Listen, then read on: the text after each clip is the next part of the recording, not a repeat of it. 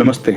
अगर आप ये वीडियो देख रहे हैं तो आपने वेदों के बारे में ज़रूर से सुना ही होगा और आप में से कुछ लोगों ने वेदों के कुछ मंत्र भी सुने होंगे, जैसे गायत्री मंत्र। परंतु आपने कभी ये विचार किया कि ये मंत्र हम तक कैसे पहुँचे? मतलब मानव जाति को ये मंत्र कैसे प्राप्त हुए? हमारे ऋषियों को ये कैसे मिले? वेदों की कहानी जितनी रहस्यमय है उतनी ही इंटरेस्टिंग भी है। वेदों को क्यों अपौरुषेय कहते हैं और वेदों का सब्जेक्ट मैटर क्या है?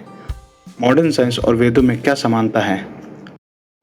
अनेक ऐसे प्रश्न आपके मन में होंगे, तो चलिए आज इनके उत्तर जानें।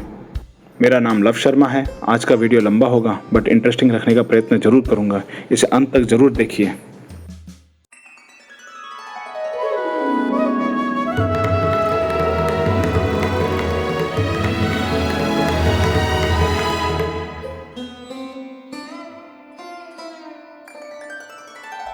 तो वेद क्या है? सनातन धर्म, जो आजकल हिंदुइज्म के नाम से जाना जाता है, सनातन धर्म का प्रमुख ग्रंथ वेद है। वेद शब्द संस्कृत भाषा में विद ज्ञानी धातु से बना है। इस तरह वेद का शाब्दिक अर्थ ज्ञान है। इसी धातु से विदित, जाना हुआ, विद्या, ज्ञान, विद्वान, ज्ञानी जैसे शब्द आए हैं। वेद वैदिक संस्कृत में बोली या लिखी गई है। वैदिक संस्कृत आज के संस्कृत से थोड़ी अलग है। वैदिक संस्कृत में आप स्वर का भेद देखोगे और मॉडर्न या क्लासिक संस्कृत में ग्रामर बेटर है, जिसका श्रेय महर्षि पाणिनि को जाता है। इसके बारे में और भी पढ़ने के लिए धर्मविकी का ये लेख पढ़िए।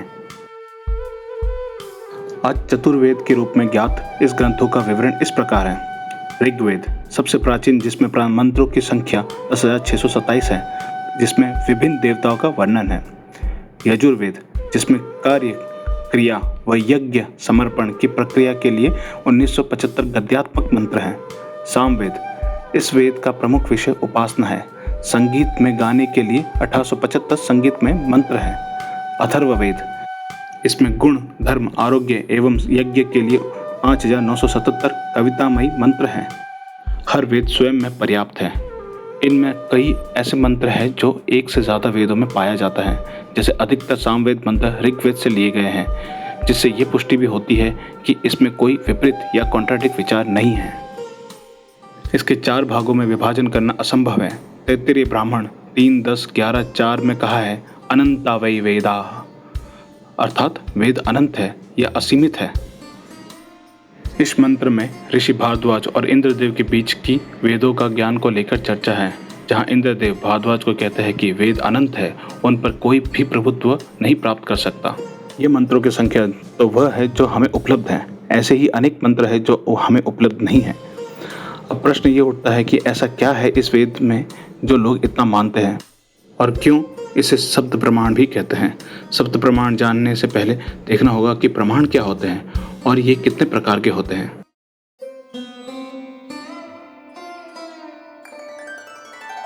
भारतीय दर्शन में प्रमाण उसे कहते हैं जो सत्य का ज्ञान कराने में सहायता करे, अर्थात वह बात जिससे किसी दूसरी बात का यथार्थ ज्ञान हो। प्रमाण न्याय दर्शन का मुख्य विषय है। यथार्थ अनुभव को प्रमाण कहते हैं। स्मृति तथा संशय या डाउट आदि को प्रमाण नहीं मानते। देव अज्ञात तत्व के अर्थ ज्ञान को प्रमा कहा है। अंधिगत अर्थ के ज्ञान को उत्पन्न करने वाला कारण प्रमाण है। इसी को शास्त्र दीपिका में कहा है, कारण दोष बाधक ज्ञान रहितम अग्रहित ग्राही ज्ञानम प्रमाणम, अर्थात जिस ज्ञान में अज्ञात वस्तु का अनुभव हो, अन्य ज्ञान से बाधित न हो एवं दोष रहित हो, वही प्रमाण है। प्रमाणों की विशेषता होती है कि यह अबाधित हो, अर्थात विषय का ज्ञान प्रमा है। इसका अर्थ यह है कि जिस विषय का ज्ञान हुआ वह किसी पूर्व ज्ञान से खंडित ना हो और किन्हीं अन्य प्रमाणों से बाधित अर्थात काउंटर नहीं किया जा सके। और दूसरा अंधिगत, जिसका ज्ञान हुआ उसका पूर्व ज्ञान नहीं था, अर्थात ज्ञान में नवीनता। तीसरा असंदिग्ध, जो ज्ञान मिला वह डाउटफुल नहीं होना चाहिए, मतलब यथार्थ या कन्फर्म्ड ज्ञान हो। और अंत में चौथा स्मृति विलक्षणा, जो ज्ञान स्मृति से न उत्पन्न हुआ हो। स्मृति कभी कभी गलत ज्ञान भी दे सकता है, मतलब फॉल्स मेमोरी। दृश्यम बॉलीवुड की एक फेमस मूवी है जिसमें फॉल्स मेमोरी का कैसे दुरुपयोग किया गया है, झूठ बोलकर आसानी से दृश्य मूवी में बताया गया है। और यूट्यूब का ये वीडियो जिसमें फॉल्स मेमोरी पर एक्सपेरिमेंट और डिटेल चर्चा हुई है। और इसीलिए जो ज्ञान स्मृति से हो वह यथार्थ होना जरूरी नहीं। अब इन्हीं विशेषताओं से हम प्रमाणों के प्रकार जानेंगे। वैसे तो अनेक प्रकार के प्रमाण होते हैं। इस संदर्भ में हम केवल 3 प्रमाणों के बारे में बात करेंगे और इन प्रमाणों को डिटेल में समझने के लिए ऋषि गौतम के न्याय सूत्र जरूर पढ़ें या हम इन डिटेल्स की चर्चा किसी और वीडियो में करेंगे। पहला प्रमाण, प्रत्यक्ष। हमारे 5 सेंसेस या इंद्रियों से जो भी ज्ञान उत्पन्न होता है उसे प्रत्यक्ष प्रमाण कहते हैं। कोर्ट में भी आई विटनेस की महत्ता बहुत होती है क्योंकि उसने घटना घटते हुए देखा है। दूसरा, अनुमान। प्रत्यक्ष को लेकर जो ज्ञान तथा ज्ञान के कारण का पता चले उसे अनुमान कहते हैं। जैसे हमने बराबर देखा है कि जहाँ धुआं रहता है वहाँ आग रहती है। अनेक दर्शन इन्हीं 2 प्रमाणों में अन्य प्रमाणों का समावेश मानते हैं। मतलब प्रत्यक्ष या अनुमान प्रमाण के रहते अन्य प्रमाण की जरूरत नहीं पड़ती। मॉडर्न साइंस भी सिर्फ इन्हीं 2 प्रमाणों से अपनी सारी थ्योरीज की पुष्टि या वैलिडेट करते हैं। और अंत में तीसरा प्रमाण, शब्द प्रमाण। पुरुष द्वारा किए गए उपदेश को शब्द प्रमाण मानते हैं। आप पुरुष के बारे में मैंने इस वीडियो में डिटेल में समझाया है। न्याय सूत्र में कहा है, आप तो उपदेशः शब्दः। जैसे आपको कोई रेयर बीमारी है और ये जानकारी आपको केवल डॉक्टर ही दे सकता है क्योंकि यह डॉक्टर की एक्सपर्टीज है, उसी तरह सनातन धर्म में जीवन के मूलभूत प्रश्नों के उत्तर आप पुरुष या ऋषियों द्वारा किए गए उपदेश होते हैं और इन्हीं ऋषियों का स्रोत या सोर्स वेद होते हैं। इसलिए वेदों को शब्द प्रमाण भी कहते हैं। तो क्या है विशेषता है शब्द प्रमाण अर्थात वेद और अन्य प्रमाणों में? क्या है वेद का सब्जेक्ट मैटर जो अन्य में नहीं है? वेदों में निम्नलिखित महत्वपूर्ण विशेषताएं हैं जो कई अन्य विशेषताओं से अलग है और कई विद्वानों द्वारा चर्चा की गई है। आस्तिकत्वम, ईश्वर सत्ता को मानता हो। अलौकिकत्वम, ईश्वरीय ज्ञान या ब्रह्म ज्ञान जिसका विषय हो। अपौरुषत्वम, जो मानव द्वारा ना जाना पाए। अनंतत्वम, अनंत हो न आदि हो। सनातनत्वम, सनातन हो। धर्म साधकत्वम, धर्म बतलाता हो। सर्वज्ञान मूलकत्वम, और विद्याओं का स्रोत हो। आजकल बहुत लोग वेदों की तुलना मॉडर्न साइंस के साथ करते हैं। क्या तुलना सही है? तुलना तो उनके बीच होती है जिनका उद्देश्य या सब्जेक्ट मैटर एक जैसा हो। आज का मॉडर्न साइंस बहुत एडवांस है। मानव या हमने इससे और इसमें बहुत उन्नति की है। सेलेस्टियल बॉडीज से लेकर क्वांटम मैकेनिक्स तक का ज्ञान आज हमारे पास है। पर क्या हम खुश हैं, सुखी हैं? और क्या इसका अंत है? इसमें तो ह्यूमन साइकोलॉजी भी इतनी विकसित नहीं है क्योंकि इसके उत्तर किसी भी इंस्ट्रूमेंट या सर्वे से नहीं निकल पाता और यहीं तक मॉडर्न साइंस या ह्यूमन साइकोलॉजी की सीमा है। यह कभी भी आपको संतुष्ट या सुखी होना नहीं सिखा सकता।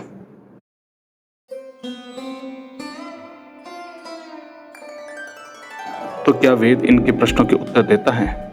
जी हाँ, वेद का विषय ही अदृष्ट है और वेद को अपौरुष भी कहते हैं। मतलब ये ज्ञान जो मानव जाति कभी नहीं जान सकती, जैसे आत्मा, ब्रह्म, स्वर्ग, नरक, पाप, पुण्य, ईश्वर, यज्ञ, देव, कर्म, पुनर्जन्म आदि।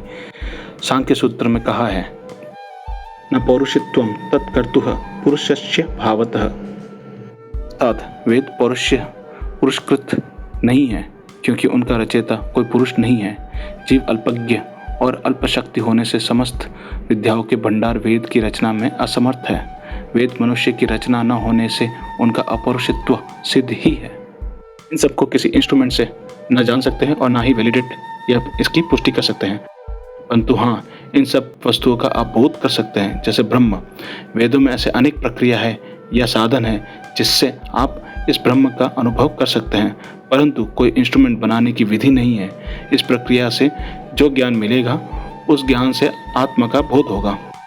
गीता में भी श्री कृष्ण ब्रह्म के विषय में कहते हैं, सर्वस्य चाहं हृदि सन्निविष्टो मत्तस्मृतिर्ज्ञानमपोहनं च वेदैश्च सर्वैरहमेव वेद्यो वेदान्तकृत्वेदविदेव चाहम्। अर्थात मैं ही समस्त प्राणियों के हृदय में स्थित हूँ। मुझसे ही स्मृति, ज्ञान और अपोहन उनका अभाव होता है। समस्त वेदों के द्वारा मैं ही विद्य, जानने योग्य वस्तु हूँ तथा वेदांत का और वेदों का ज्ञाता भी मैं ही हूँ। अन्य उदाहरण, जब वर्षा ना हो तब वर्षा उत्पन्न करने के लिए ऋषिगण यज्ञ करते थे और यज्ञ के फल स्वरूप वर्षा होती है। और इसी तरह अश्वमेघ यज्ञ, पुत्र कामिष्टि यज्ञ आदि इन सब यज्ञों की विधि केवल वेद में उपलब्ध है, अन्य कहीं नहीं। जैसे पुरुष सूक्त में बताया गया है, यत् पुरुषेण हविषा देवा यज्ञमतन्वत वसंतो अस्यासि दाज्यम ग्रीष्म इदं शरद्धविः। वेदों का विषय जरूर अदृष्ट है, परंतु इसका मतलब ये भी नहीं कि वेदों में दृष्ट वस्तुओं पर कुछ नहीं है। दृष्ट वस्तुओं का उपयोग केवल अदृष्ट विषयों को समझाने के लिए किया गया है, जो उदाहरण या समानता या एनालॉजी के रूप में है। तो अब अगला प्रश्न उठता है कि जब वेद अपौरुष है तो मानव जाति को कैसे मिला।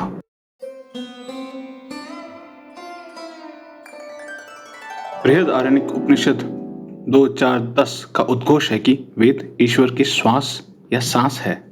स यथार्द्रक्ताग्नेर्भ्याहितात् पृथक् धूमा विनिश्चरन्तेवं वा अरिष्य महतो भूतस्य निश्वसितमेतत् ऋग्वेदो यजुर्वेद सामवेदो अथर्वङ्गिर इतिहास पुराणं विद्या उपनिषद श्लोकसूत्राण्यनुव्याख्यानि व्याख्यानानस्य वेदानि निश्वसितानि। जिस प्रकार जिसका ईंधन गीला है, ऐसे आधान किए हुए अग्नि से पृथक धुआं निकलता है। हे मैत्रेय, इस प्रकार ये जो ऋग्वेद, यजुर्वेद, सामवेद, अथर्ववेद, इतिहास, पुराण, विद्या, उपनिषद, श्लोक, सूत्र, मंत्र विवरण और अर्थवाद है, वे इस महद्भूत के ही निश्वास है। उपनिषद के ये श्लोक से ये समझना कठिन नहीं होगा कि ईश्वर और वेद मंत्र दोनों का अस्तित्व एक दूसरे से जुड़ा है और दोनों ही नित्य हैं, अर्थात ना इसका आदि है और ना अंत है, और इसी कारण से वेद अनादि भी है। ऋषियों को ये वेद मंत्र गहन तपस या ध्यान द्वारा प्राप्त हुआ, और ध्यान में से किस प्रकार मिला, तो इसके लिए ऋग्वेद के 10वें मंडल में 71वें मंत्र में बताया है कि ऋषियों ने अपने ध्यान में सूक्ष्म ध्वनि सुनी, जिसे ईश्वर वाणी भी कहा जाता है। इसी ध्वनि को ऋषियों ने ध्यानपूर्वक सुना, स्मरण किया और इसी मंत्र को फिर गुरु शिष्य परंपरा से औरों तक पहुंचाया। यज्ञेन वाच पादवीय मायन्तामन्वविन्दन् ऋषिषु प्रविष्टाम् तामाभृत्या व्यातधुपुरुत्रां तां सप्तरेभाभिसं नवन्ते। वाणी के अर्थ को जानने वाले विद्वान लोगों ने वाणी के मार्ग को अर्थात पदों के प्रयोग द्वारा अभिव्यंजनीय अभिप्राय को यज्ञ से प्राप्त किया। अति इंद्रिय पदार्थों को विषयों को समझाने वाले तत्वदर्शी ऋषियों में प्रविष्ट हुई, अर्थात उनकी अंतश्चेतना से उत्पन्न हुई उस वाणी को उन्होंने प्राप्त किया। ऋषियों से वाणी का ज्ञान प्राप्त करने के पश्चात उन विद्वानों ने उस वाणी को अर्थात वाणी के ज्ञान को ऋषियों से लेकर उनके देशों तक पहुंचाया, अर्थात उन्होंने सभी लोगों को वाणी का प्रयोग सिखाया। उस वाणी को गायत्री आदि 7 छंद शब्द अर्थात गान करते हुए चारों ओर सब स्थानों पर के रूप में सम्यक रूप से प्रसारित करते हैं। और कितने मंत्र दृष्टा हुए प्राचीन काल में, सटीक आंकड़ा निकालना तो मुश्किल होगा, परंतु आज के जाने माने विद्वान और शोधकार डॉक्टर रंगास्वामी एल कश्यप, जिन्होंने अपनी शिक्षा हार्वर्ड से ली है, उन्होंने अपने शोध में 400 से अधिक मंत्र दृष्टा या ऋषिगण थे, जिनमें 30 ऋषिकाएं भी थी। आप इनके द हिंदू में छपे इस लेख को जरूर पढ़ें। इसमें इन्होंने कई इंटरेस्टिंग बातें और भी कही हैं।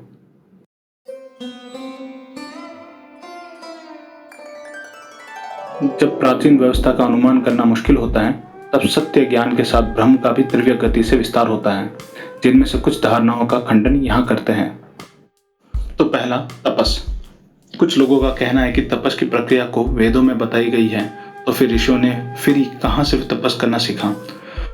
तो ये धारणा गलत है, क्योंकि विचार करना या गहन विचार करने के लिए किसी पद्धति की आवश्यकता नहीं होती।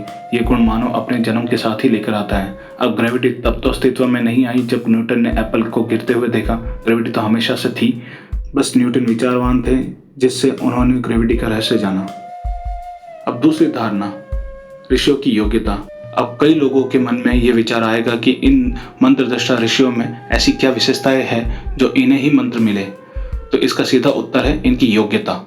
इन ऋषियों के अनेक जन्मों के पुण्य कर्मों का फल ही इनकी योग्यता का कारण है। सनातन धर्म में कुछ भी रैंडम नहीं है, हर कार्य का कारण है, और कर्म और इसके सिद्धांत तो हर ग्रंथ का विषय है ही। अब तीसरी गलत धारणा, सूक्ष्म ध्वनि। कुछ लोगों का मानना है कि यह सूक्ष्म ध्वनि आज क्यों नहीं सुनाई देती। यह समझने के लिए उस समय की परिस्थितियों को समझना चाहिए।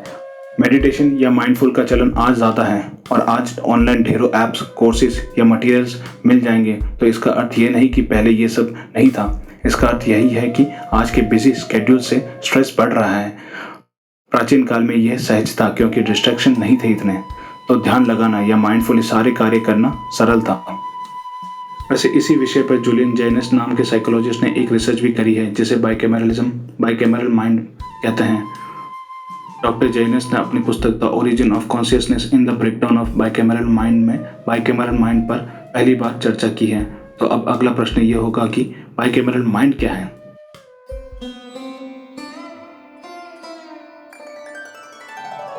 बाइकैमरलिज्म का अर्थ दो कक्षों में विभाजित होने की स्थिति। साइकोलॉजी में एक हाइपोथेसिस या परिकल्पना है जो तर्क देती है कि मानव मन कभी किसी काल में उस स्थिति में संचालित होता है जिसमें संज्ञात्मक कार्यों को मस्तिष्क के एक हिस्से के बीच विभाजित किया गया जो आदेश या उपदेश करता है, और दूसरा भाग जो एक उस आदेश को सुनता और उसका पालन करता। जैसे कि कहा डॉक्टर जूलियन जैनस ने बाइकैमरल माइंड की पहली चर्चा अपनी पुस्तक में की है। वहाँ उन्होंने ये दावा किया कि मेडिटेरियन ब्रॉन्ज एज के अंत में करीब 3000 वर्ष पूर्व एक बाइकैमरलिज्म या डुअल मानसिकता मानव मन की सामान्य और सर्वव्यापी स्थिति थी। जैनस के अनुसार बाइकैमरलिज्म मन स्थिति में प्राचीन लोगों ने दुनिया को एक ऐसे तरीके से अनुभव किया होगा जिसमें स्किज़ोफ्रेनिया वाले व्यक्ति की कुछ समानताएं होती हैं। किसी उपन्यास या अप्रत्याशित स्थितियों में सचेत मूल्यांकन करने के बजाय व्यक्ति एक आवाज़ या ईश्वर का वखान करता है जिसमें कोई सलाह या आदेश देता है और बिना किसी सवाल के पालन करता है। कोई भी व्यक्ति अपने विचार प्रक्रिया के प्रति सचेत नहीं होगा। जैनस की परिकल्पना को कमांड हेलुसिनेशन या आदेश मति भ्रम के संभावित स्पष्टीकरण के रूप में पेश किया जाता है, जो अक्सर स्किज़ोफ्रेनिया के पहले रैंक लक्षणों के साथ साथ अन्य आवाज़ सुनने वालों से पीड़ित लोगों के व्यवहार को निर्देशित करते हैं। ब्रेन की बहुत स्टडीज होती है और अनेक रिसर्च चलते रहते हैं। ब्रेन विश्व का सबसे कॉम्प्लेक्स एरिया है और ये जनरेशन टू जनरेशन बदलता भी रहता है, तो इसको समझना इतना आसान नहीं। तो वापस हमारे विषय पर आते हैं कि सूक्ष्म ध्वनि समझने में कठिन हो सकता है, परंतु इसे नकारा भी नहीं जा सकता, क्योंकि शायद आज हमारे पास ऐसे टूल्स या इंस्ट्रूमेंट या उपकरण नहीं हैं जो इसकी पुष्टि कर सके। इसलिए बाइकैमरलिज्म भी अभी तक एक हाइपोथेसिस रूप में ही है। अभी भी अनेक साइंटिस्ट हैं जो इस विषय पर अपनी शोध आगे बढ़ा रहे हैं। कुछ चीज़ें आज भी प्रमाणित नहीं होती, परंतु उसको नकारा भी नहीं जा सकता, जैसे ग्रेविटॉन। और भी अनेक थ्योरीज हैं जो उस समय प्रमाणित नहीं किया हो, परंतु भविष्य में आधुनिक उपकरणों के माध्यम से प्रमाणित होता रहता है, जैसे ग्रेविटेशनल वेव्स।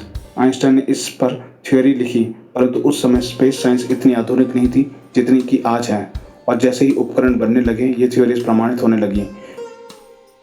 जब ये थ्योरीज पहली बार हमारे समक्ष आई थी तो क्या हमने उसे इग्नोर किया? शायद नहीं, वरना ये प्रमाणित कभी नहीं होता।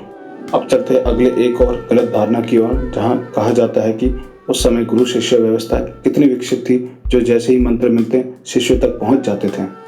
गुरु शिष्य तो स्टोन एज या पाषाण युग से चलते आ रहे हैं, जहाँ पिता अपनी संतान को शिकार करना सिखाते थे। सनातन धर्म में तो ये परंपरा ईश्वर से प्रारंभ होकर ऋषियों के मार्ग से हम तक पहुंचा है, और रही उस समय की जब मानव ने सभ्य समाज की रचना की और मंत्र दृष्टा के रूप में अनेक ऋषियों ने अपना योगदान दिया। ये कई शोध, रिसर्च या लेख में कहा गया है कि उस समय अप्रोक्सीमेटली 1130 से लेकर 1180 शाखाएं थी, जो आज 15-20 ही रह गए हैं, और हर शाखाएं कर्मकांड, उपासना कांड और अंत में ज्ञान कांड की शिक्षाएं दिया करती थी। अब अगली गलत धारणा यह है कि मंत्रों की पुष्टि कैसे हुई कि यह ईश्वरकृत ज्ञान है और ना कि ऋषियों के अपने खुद के विचार। तो इसकी पुष्टि करने की दो युक्तियां या तर्क हैं। अब जैसा कि पहले बताया गया कि वेद का सब्जेक्ट मैटर अदृष्ट है, तो यह ज्ञान उत्पन्न करना मानव जाति के वश में नहीं हो सकता। फिर ये कहना कि ये केवल कल्पना है, तो ये ज्ञान की पुष्टि कभी भी नहीं हो सकती, परंतु ऐसा नहीं है। विधि अनुसार कार्य करने के बाद इसका फल दृष्ट है, मतलब दिखता है, जैसा यज्ञों में होता है, जो कल्पना के संदर्भ में नहीं हो पाता। मंत्रों को पाने वाले एक ऋषि नहीं थे, 400 से अधिक ऋषिगण थे जिन्हें वेद मंत्र मिले। तो इनमें से अगर कोई भी मंत्र कल्पना होती तो दूसरे मंत्रों के साथ भेद उत्पन्न होता, परंतु ऐसा नहीं है।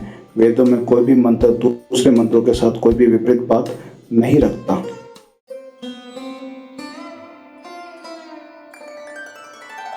चलिए आज के वीडियो को यहीं समाप्त करते हैं। अगले वीडियो में जानेंगे इसके आगे की कहानी कि कैसे ये सारे वेद मंत्र एकत्रित हुए और कैसे उसे पीढ़ी दर पीढ़ी आगे बढ़ाया। कैसे ये सुनिश्चित किया कि वेद मंत्रों में कोई करप्शन या गलती ना हो। आज वेद हमारी सभ्यता का मुख्य अंश है। ये कहना कि वेद आजकल कोई पढ़ता नहीं तो ये गलत है। वेद कोई पढ़ता नहीं तो इसका अर्थ ये नहीं कि वेदों का ज्ञान हम तक नहीं पहुंच रहा। जैसा मैंने पहले बताया कि ऐसे अनेक अदृष्ट विषय है जैसे आत्मा, स्वर्ग, नर्क, पाप, पुण्य, ईश्वर, यज्ञ, देव, कर्म फल, पुनर्जन्म आदि जो मॉडर्न साइंस की देन नहीं, केवल वेदों से उत्पन्न ज्ञान है। हम में से कितने लोग कुछ करने से पहले पाप पुण्य का नहीं सोचते? जरूर सोचते हैं। तो ये सारा ज्ञान प्राचीन काल से आज तक हमारे बीच है। और गीता में श्री कृष्ण कहते हैं, तस्माच्छास्त्रं प्रमाणं ते कार्याकार्य व्यवस्थितो ज्ञात्वा शास्त्र विधानोक्तं कर्म कर्तुमिहार्हसि। जो मनुष्य शास्त्र के विधान का परित्याग करके अपनी कामनाओं और सहज वेगों के अनुसार आचरण करता है, वह न सिद्धि प्राप्त करता है, न सुख और न ही उच्चतम आध्यात्मिक स्थिति को प्राप्त करता है। नमस्ते।